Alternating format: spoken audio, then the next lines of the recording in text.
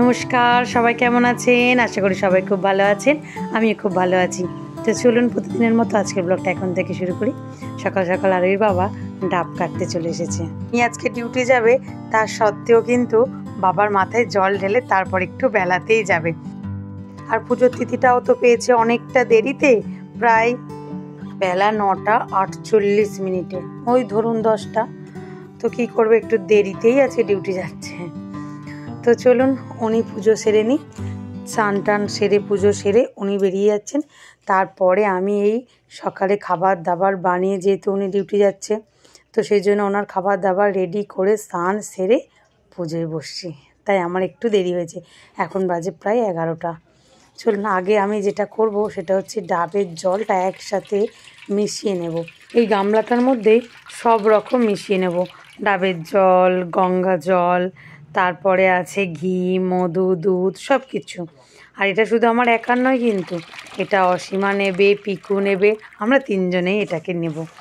আর আরোহীর বাবা অল্প অল্প করে একটা গ্লাসের মধ্যে পাইল করে উনি ঢেলে দিয়ে চলে গেছে। কিন্তু আমি ওই ঠাকুরটাকে এখন সুন্দর করে পরিষ্কার করবো আবার। জানেন, উনি ওনার মতো করে গেছে, আমি আমার মতো করে আবার বসাবো। তো তার আগে যেটা করব, আমি থালাটার মধ্যে সব পুজোর সামগ্রী সুন্দর করে সাজিয়ে নিচ্ছি। আজকে বেশি নীলকণ্ঠ পাইনি, জানেন, এই 2-3টে পেয়েছি, ওই দুটোই নিয়েছি। আর কি করব। তার সাথে আকন্দের মালা, দুলপা, বেলপাতা, আর দোদেরা ফুল, দোদেরা ফল, একটু বাতাসা, আর একটু হলুদ, চন্দন আর দই, আর এই তো বাবার আছে ধূপ, মোমবাতি, কলকে, আর একটু আতপ চাল। তো আজকে যেহেতু মহাশিবরাত্রি, তো এই দিনটা শুনেছি মায়ের আর বাবার বিয়ের দিন, তাই তো। তাই আজকে মাকে সুন্দর করে পায়ে আলতা পরিয়ে দিচ্ছি, আর একটু সিঁদুর। কি সুন্দর লাগছে না মায়ের পা দুটো, উফ, চোখ জুড়িয়ে যাচ্ছে দেখে, তাই না? চলুন মায়ের পায়ের মধ্যে জবা ফুলটা বসিয়ে দিই। তারপরে একটু সুন্দর করে আমি আমার ঠাকুরগুলোকে পুজো করে নিলাম, মানে সিংহাসনের ঠাকুরগুলোকে পুজো করে নিলাম। এরপরে যেটা করব, বাবার কাছে এসে বাবাকে একটু দই মাখাচ্ছি। দেখুন শিবলিঙ্গে প্রথমে দই মাখিয়ে নিলাম, আর আরোই জল ঢালছে, পরিষ্কার করে নিচ্ছি একবার করে। এরপরে এটা মধু মাখাচ্ছি। মধুটা মাখানোর পরে ওই রকমই জল ঢেলে এটাকে ধুয়ে নেব। এরপরে একটু ঘি মাখাবো। এই দেখুন 2 ফোঁটা ঘি ফেলে দিয়েছি, যেহেতু আমার ছোট শিবলিঙ্গ, তো সেই জন্য। তো এই 2 ফোঁটা ঘি দিয়ে সুন্দর করে মাখিয়ে নিয়ে আবার ধুয়ে নিচ্ছি গঙ্গা জল দিয়ে। তারপরে এবারে হলুদ চন্দন মাখাবো।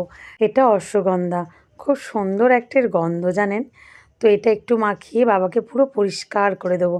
এটা মাখালে একদমই আর গায়ে তেল তেলে ভাবটা থাকবে না, একদম শুকনো সুন্দর পরিষ্কার হয়ে যাবে বাবা। এর আগেও আমি এটা মাখিয়েছি, এটা ওই জন্য শেষে মাখাচ্ছি। জানেন তামিলনাড়ুতে না প্রত্যেকটা মন্দিরে অষ্টধাতুর মূর্তি, আর প্রতিটা মন্দিরের মূর্তিকে এইভাবে হলুদ চন্দন দিয়ে স্নান করানো হয়, সন্ধ্যাবেলা আর সকালবেলা। দারুণ লাগে জানেন দেখতে। পরিষ্কার করিয়ে চান, মানে এরকম স্নান করিয়ে পরিষ্কার করে তারপরে ঠাকুরকে সাজানো হয় সুন্দর করে মালা চন্দন দিয়ে। সেটা বড় বাবাই হোক আর ওনাদের তিরুপতি বাবাই হোক। এবারে আমি ওই সব রকম মেশানো জলটা বাবার মাথায় ঢালব। ওম গণেশায় নমঃ, ওম কার্তিকায় নমঃ, ওম অশোকায় নমঃ, ওম নমঃ শিবায় নমঃ, ওম নমঃ শিবায় নমঃ, ওম নমঃ শিবায় নমঃ। তো এরপরে আরোহী ঢালবে, দিয়ে আমাদের বাবার স্নান সম্পূর্ণ হলো আজকে। এবারে বাবাকে সুন্দর করে আমি পরিষ্কার করে নেব।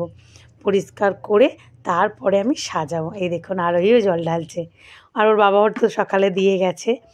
এবারে আমি ওই পাথরের বাটিটা থেকে বাবাকে তুলে নেব, নিয়ে সুন্দর করে মুছে পরিষ্কার করে এই প্লেটটার মধ্যে সাজাবো। দেখুন কত সুন্দর লাগছে এবারে পরিষ্কার পরিচ্ছন্ন হয়। হ্যাঁ, এবারে কিন্তু একটু সুন্দর করে এই যে ঘষা চন্দনটা, ওই চন্দনটা আমি একটু কাটে ঘষে নিয়েছি। এই দেখুন এইটা লাগাবো এবারে। তো এইটার পরে এবারে আমি বেলপাতা, যেমন যেমন দেয়া হয় পুজোর, সেই সামগ্রীগুলো দিয়েই সুন্দর করে সাজাবো ঠাকুরটাকে। চলুন।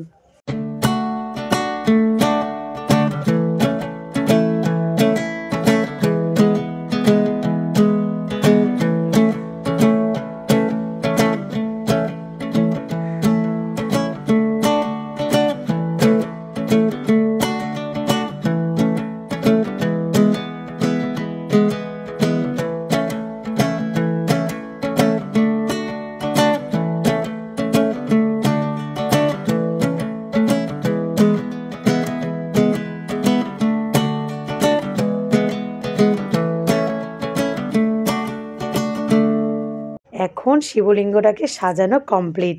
এবার একটু আরতি করব। এখন একটু ধূপ ধুনো জেলেই আরতি করছি।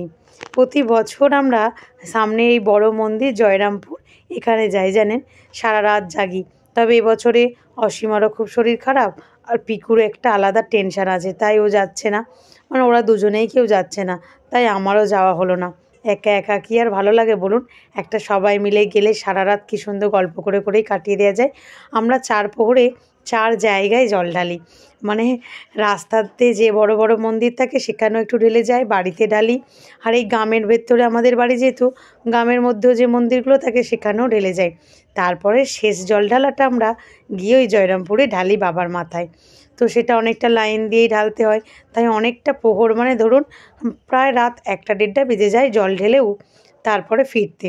তো তখন বাদবাকি সময়টা একটা মন্দিরে বসে একটু গল্পগুজব করে কাটিয়ে দিই, মানে সকাল করে ফেলি, তারপরে বাড়ি আসি। কিন্তু সেটা আর এবছর হলো না, তাই বাড়িতেই সুন্দর করে পুজো সেরে খাওয়া দাওয়া করে নেব। আর উপোস টুপোস দেবো না, পুরো সারা রাত্রির নির্জলা উপোস আর দেবো না। তো আরুইকে বললাম পুজোর শেষে একটু মোমবাতি জ্বেলে ঠাকুরকে প্রণাম করে নিতে।